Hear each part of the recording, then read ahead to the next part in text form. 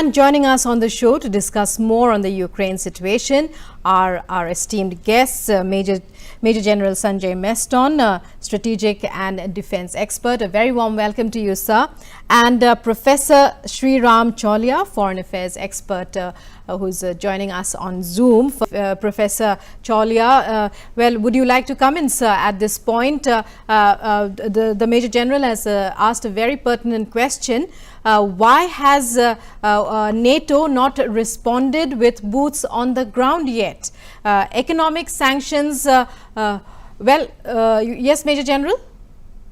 It is not boots on ground. There are other ways to respond, like the way they had done in Iraq initially by missiles and right. Professor, your comments regarding, would you like to add something to what the Major General has said so far? Well, first of all, I think, before retaliating in kind, NATO countries will have to think about the adversary and the balance of forces. Russia is a military power, and it could lead to an escalatory spiral that could end up in major clashes or even a world war.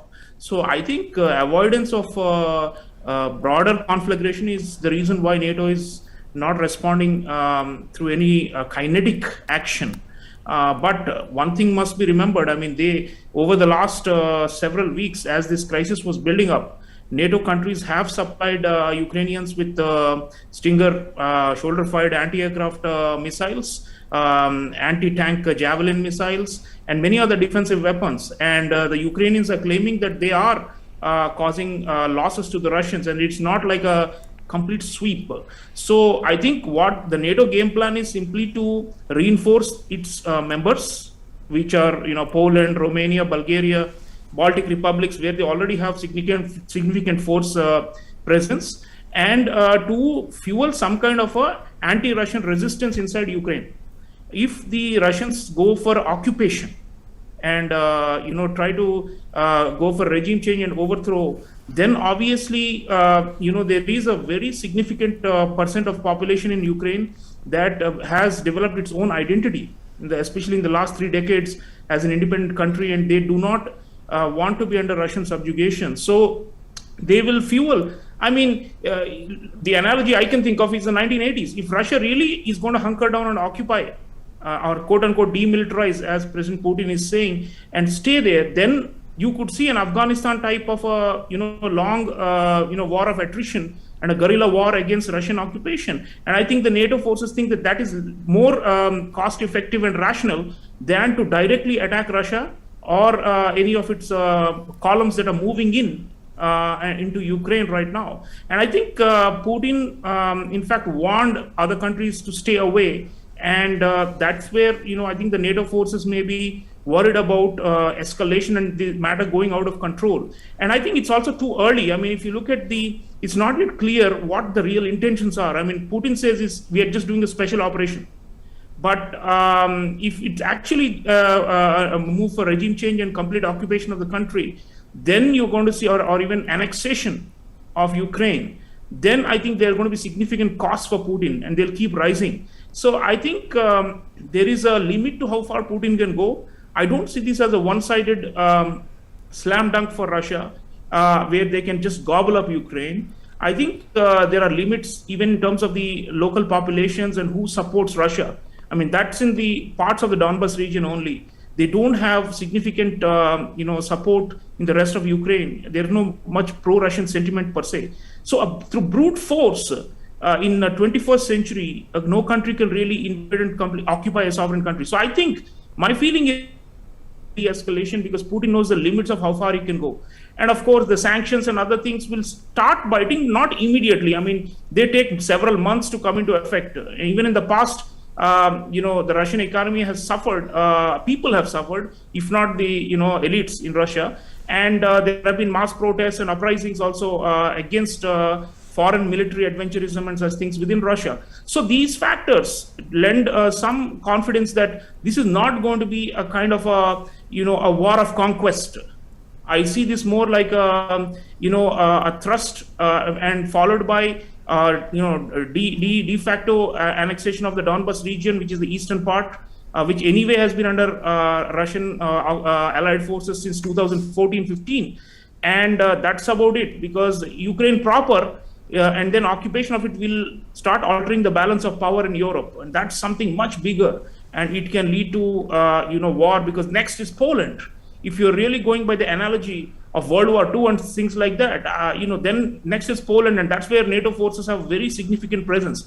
So there is a pushback. There will be a pushback in different forms, and I don't see NATO as just being quiet or ineffective, insofar as they have very little options because they're facing a very well-oiled military machine right now. 190,000 troops of Russia are poised all around Ukraine, right? So what kind of military counter force can you resort to when you are faced with that kind of a behemoth or a mammoth? This is not like invading Iraq or bombing Afghanistan. I mean, the conventional balance of forces is different. Here it's Russia. Russia is not a big economic power. It's a small economic power, a medium-sized one, but militarily it has mobilized. So cost and the preparedness, and remember, the Europeans are in the middle. The Europeans are part of NATO. They do not want war on their doorstep to spread further.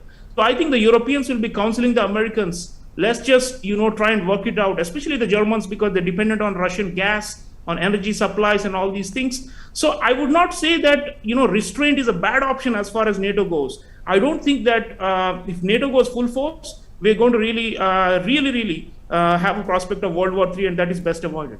That's right. Professor Chaulia, also amidst all the crises, it's the tightrope walk for India now between the West and Russia. And now that we know that the Prime Minister, in fact, spoke to President Putin last night and reiterated that the crisis can be resolved through dialogue. Your take on that? And of course, Major General, I'll also come to you for your thoughts on that. Professor Chaulia? Yeah, we need Russia for other reasons. We don't really have a bone in this fight. We would like to want de-escalation and diplomacy to succeed. We don't have a lot of leverage also there, but it's good that Prime Minister has spoken to President Putin, because remember, we have a comprehensive strategic partnership with Russia.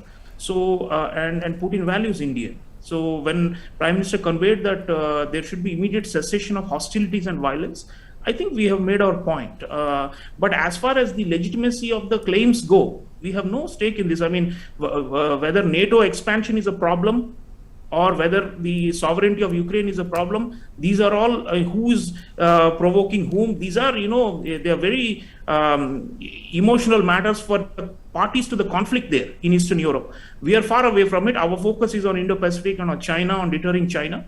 So we need Russian support for various reasons for that grand strategy of ours. So I think it's good that we are in touch. We are evacuating our citizens. There's only so much India can do in this situation. Some have said that maybe we should offer to mediate between the two sides. I think in the war has intensified just like hardly 24 hours ago. The picture needs to be clear. And we are, interestingly, we have been called both by the US and the Europeans also. So they all expect us to play a part in this for de-escalation. I don't think we will join the sanctions bandwagon. We are worried about sanctions on Russia because it will impact our defense purchases and acquisitions and our energy trade with Russia and all those things. So already oil has topped $100 a barrel, which is bad for our economy because we import a lot of oil. So I think our best interest is to look for a quick quid pro quo between the West and Russia. If NATO offers some concessions and moves back some of its forward posturing from Eastern Europe or right on the western borders of Russia, I think Putin is looking for a deal, and then he will step out of Ukraine. To me, it seems like he's looking for that kind of a trade-off where I will attack where you're vulnerable, but instead where you are strong, you give me some room, leg room to breathe freely, because he thinks that he's being strangled by NATO expansion. So our interest is to actually promote that kind of some kind of a settlement that will end this conflict, or at least put it on cold freeze. And meanwhile, our broader diplomatic interest, like I said before, is to prevent the Western presence and strategic energies from being diverted to this region and to move away from Indo-Pacific. We want our Western partners to be focused on the pushback against the much bigger great power, which is China. China is 6 times nearly the size of Russia in economic might, and is spending 4 times more than Russia in military, in defense spending. I'd like to come to Professor Chaulia because we are just running out of time. Professor, your final words to our viewers on this show, even as the crisis, analysts each have their own opinions about where the Ukraine crisis is going. What would you like to say at this point, even as the NATO powers are getting together once again today to discuss how further sanctions should be imposed?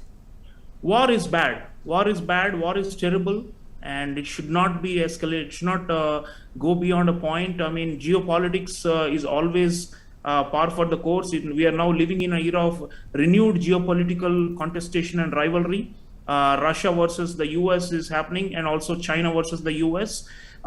We would like to take advantage of the China versus US so-called new Cold War, and that should be some, if it intensifies, it's not a bad thing for India, and we are ready to prepare to take our sides in that contest. Russia versus US, we are not interested in this getting worse and worse. It's bad for us. We don't want any strategic diversions, and we want the world to focus on the menace in the Indo-Pacific. So let's avoid war in Europe. War in Europe is not going to be beneficial at all, not just for the people of that region, but for the broader global balance of power. We need this war to stop. Right. Thank you very much, both of you, for talking to us on this issue.